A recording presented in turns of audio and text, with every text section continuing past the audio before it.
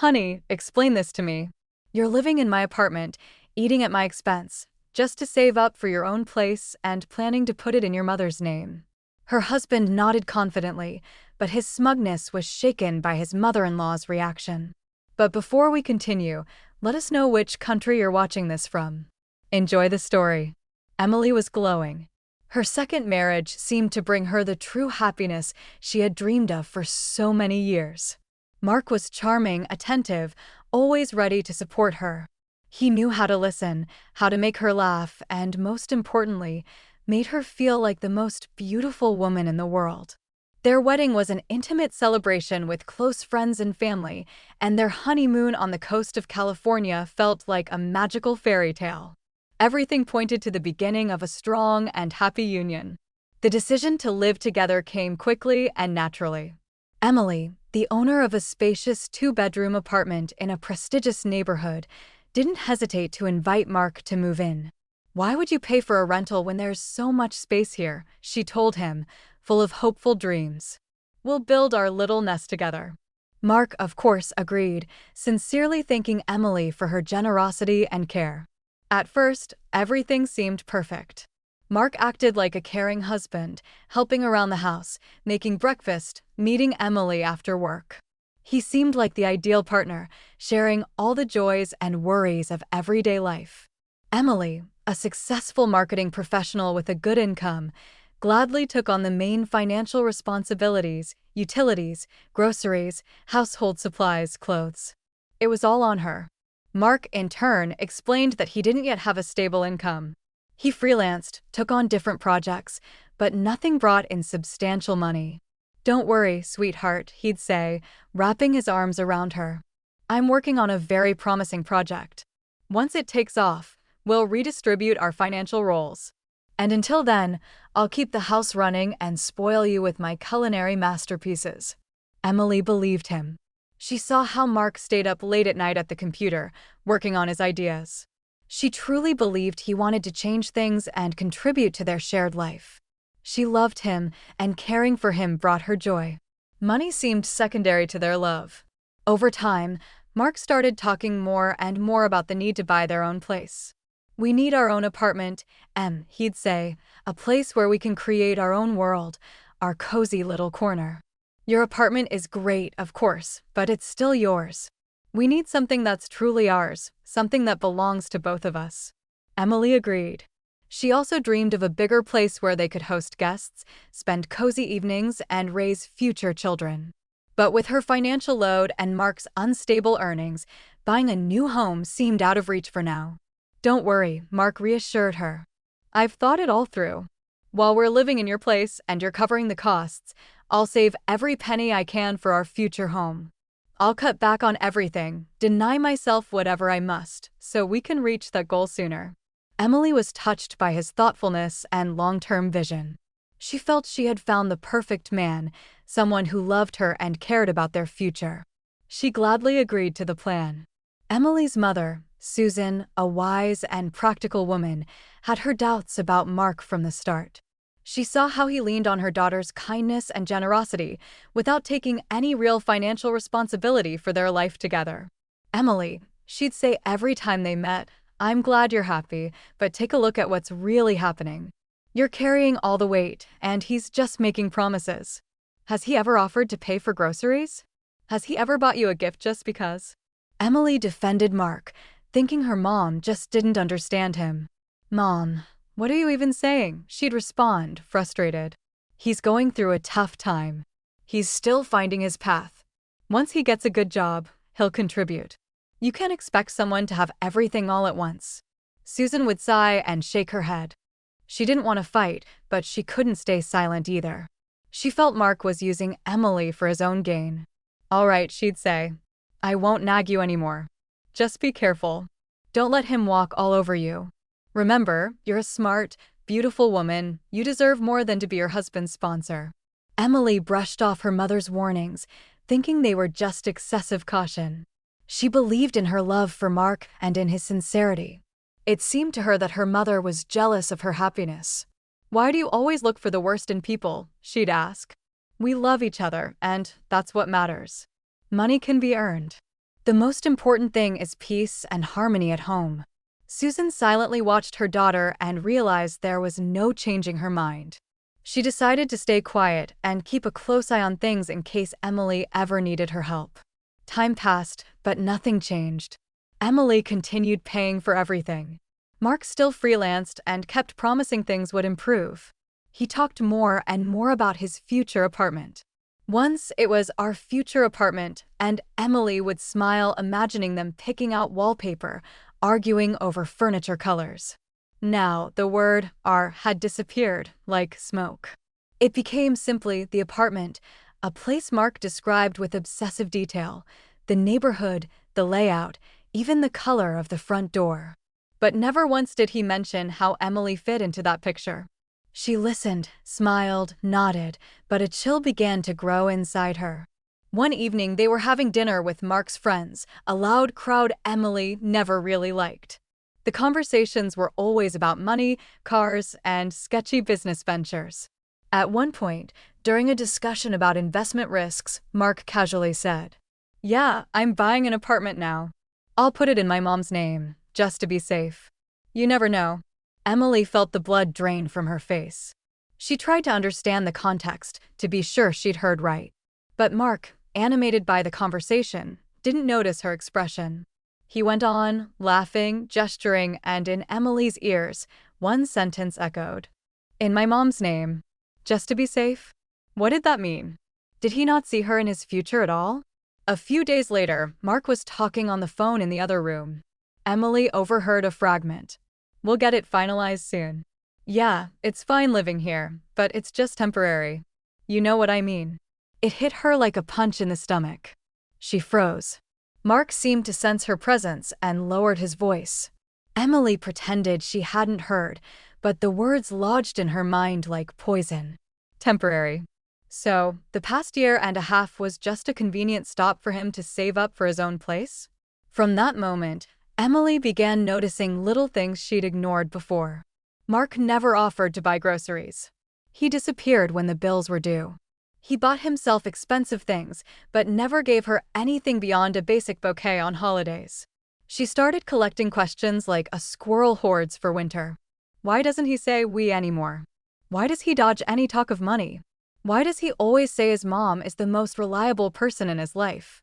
Emily knew she needed to talk to Mark to figure out what was going on. But the fear of hearing the truth paralyzed her. She was terrified to have her illusion of happiness shattered. She became irritable, withdrawn. Her usual cheerfulness gave way to suspicion. At work, she could barely focus and began making mistakes. Her coworkers noticed her gloomy state, but Emily brushed them off, blaming fatigue. At night she sat by the window, staring at the city lights, feeling profoundly alone. Her mind ran in circles, conversations, unfinished sentences, strange looks. She knew it couldn't go on like this. She had to know the truth, no matter how painful it might be. One evening, after a particularly draining day, Emily decided she couldn't stay silent anymore.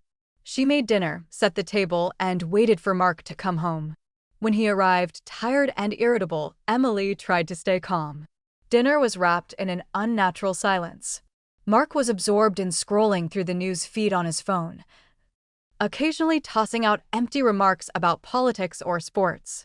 Emily, on the other hand, barely touched her food. There was a lump in her throat, making it hard to breathe. Ever since overhearing that conversation, she had lived in a state of constant tension, torn between the desire to believe the best and the undeniable signs of betrayal. She had made up her mind. She couldn't put it off any longer. Setting her fork down, Emily cleared her throat and, trying to keep her voice calm, said, "Mark, I need to talk to you." He looked up from his phone with a flicker of irritation. "About what? Did something happen?" "Yes," Emily confirmed, doing her best to hide the trembling in her voice. "I want to understand what's really going on between us." Mark sighed, set the phone aside, and leaned back in his chair. "Go ahead. What's bothering you?" Emily steadied herself.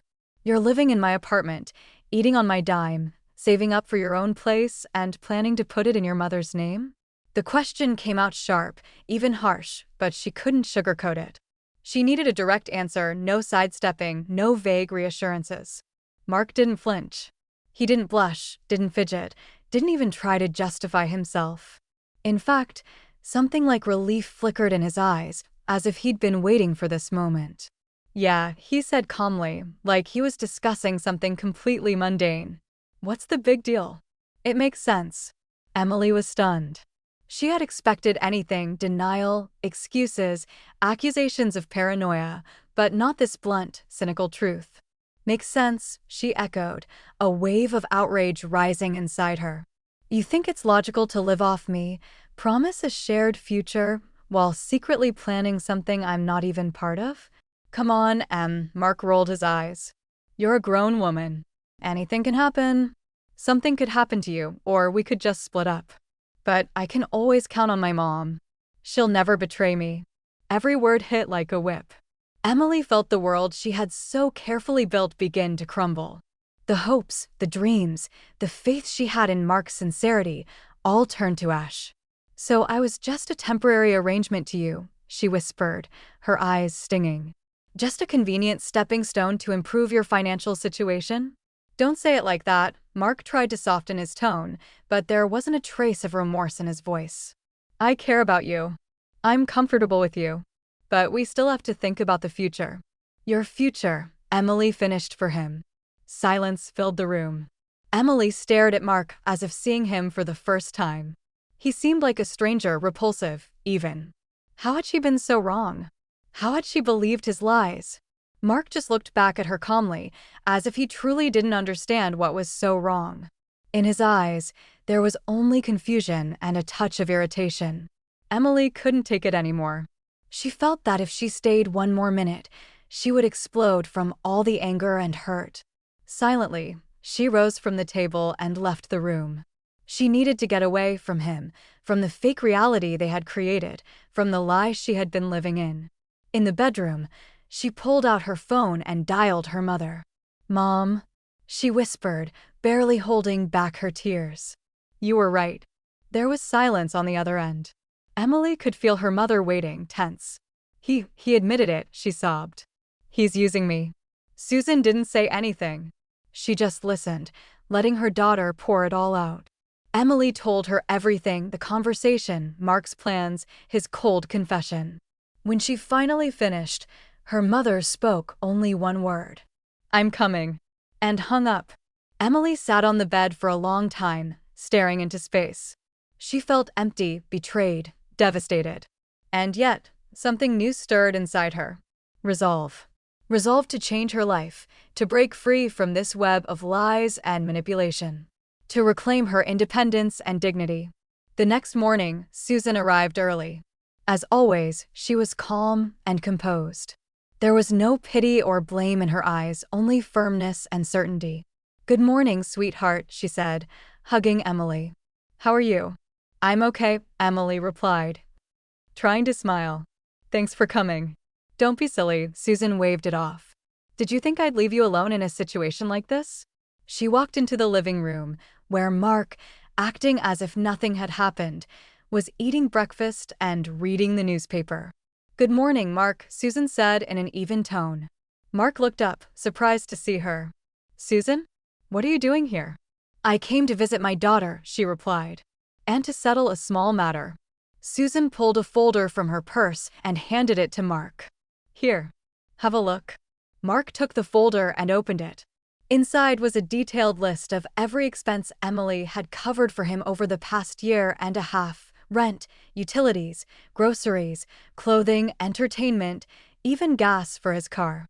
At the bottom was a final total, a substantial figure, enough to cover a significant portion of a down payment on a modest apartment. What is this? Mark asked, confused. That's a bill, Susan replied calmly. Emily has been paying your way for 18 months. Now it's time to settle up. You've got to be kidding me, Mark snapped. This is ridiculous. I'm not paying a dime. That's your choice, Susan shrugged. But in that case, I'm going to have to ask you to vacate the apartment within a week. You can't do that. Mark shouted, his composure cracking. I don't have anywhere else to go. That's not our problem, Susan said firmly. You've had plenty of time to figure things out. Mark's face turned red. He clenched his fists, looking back and forth between Susan and Emily like he couldn't believe what was happening. This is betrayal. Greedy manipulation, he spat, trying to maintain some semblance of wounded pride. Emily, meanwhile, felt something strange. Peace. Inside her, the storm of the past few months had finally quieted, leaving behind a clear, cold sky. Emily looked at Mark not with anger, but with quiet regret. No, Mark. This isn't revenge. It's justice, she said evenly. Her voice was calm and firm. Susan nodded in agreement, affirming her daughter's words. She didn't feel triumph or spite, only exhaustion and relief. Exhaustion from having to shield her daughter from her own painful lessons, and relief that the worst seemed finally behind them. Mark kept raging, trying to guilt-trip Emily, accusing her of not believing in his love, of putting money above their feelings. He went on about how hard it had been starting from scratch, how he had dreamed of a future with her, a future now destroyed over just a condo. Love, Mark, isn't about one person living off the other, Emily replied. Her gaze was steady and unwavering. Love is about both people investing, building something together. And you were only building for yourself. He tried to hug her, but Emily stepped back. The touch that once felt comforting and warm now made her recoil. She felt used, deceived, like her heart and her money had simply been tools in someone else's game. Mark saw that his words weren't landing. What he saw in Emily's eyes wasn't anger or pain, it was emptiness and disappointment. That was worse. He knew in that moment he had lost her for good. He packed what little he owned, most of his clothes had been bought with Emily's money anyway, and slammed the door on his way out. But Emily didn't feel sadness. She felt relief. It was like a heavy weight had been lifted from her shoulders. Silence settled over the apartment. Susan wrapped her arms around her daughter, holding her close. "It's going to be okay, sweetheart," she whispered, gently stroking her hair. "You're strong. You're going to get through this." The first few days after Mark left weren't easy. Emily felt raw, vulnerable. She was ashamed of her own naivety, of letting herself be so thoroughly fooled. She kept replaying their life together in her mind, trying to figure out where she went wrong when she had missed the signs. Mark didn't give up. He called. He texted. He begged for forgiveness. He said he loved her. Said he realized his mistake. Promised to change. He even swore he'd put the condo in her name, that he'd start working hard to prove his love. Emily didn't respond. She knew his words were empty. Just another attempt to regain control. One evening, as she scrolled through old photos, she came across a picture from the beginning of their relationship. They looked happy, carefree. She stared at the image, trying to recall how she had felt in that moment. Then it hit her. Her happiness back then was an illusion. Built on lies. On manipulation. And with that realization, she made a decision. She would never allow anyone to use her again. She deserved better. She would start over. This time, it would be her life. Her rules. That evening, Emily and Susan sat on the back patio with steaming mugs of tea, watching the summer sun dip below the horizon.